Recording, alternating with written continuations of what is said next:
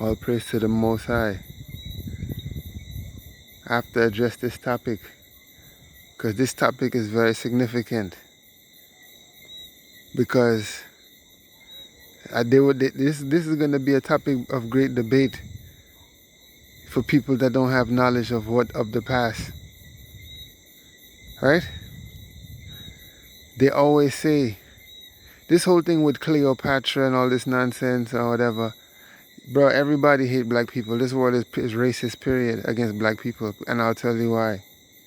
Because now white people is claiming to be Africans. And the historical, scientific people, they're claiming that all of us this is the same because we all came from one place, which is not true. Especially for the so-called Christian. Where are y'all? You know, y'all are the weakest of the religious people on the face of the earth. Because the Bible said the Most High created one man, one race of people. He didn't create all the rest of the races. All the rest of the races came from man. He created one man. Only one race of people was created by the Most High. Furthermore, that's why none of the other races of people believe in the Most High. Because they were not created by him. Furthermore, right? There was no white people in Africa. Up until the modern times of Egypt, white people was not even permitted to live in Africa. The people you see depicted on the walls were merchants that came in for trade and had to leave right away as they were finished. This is you.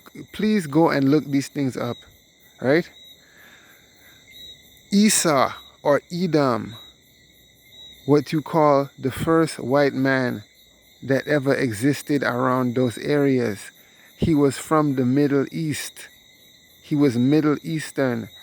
He was from that part where you call today Baghdad and all these kind of and you know all these kind of places and Israel, all these around these areas. I can't remember. He's from a particular mountains where he's from, right?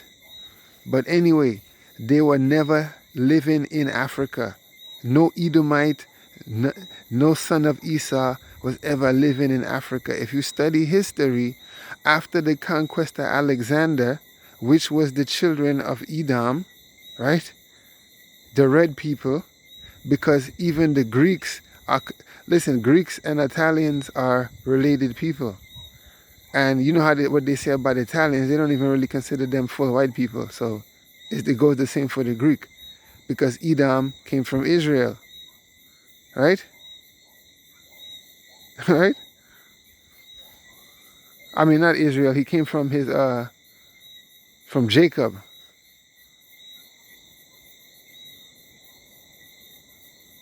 Right? Well, yeah, Israel. Yeah, he came from Israel. Yeah.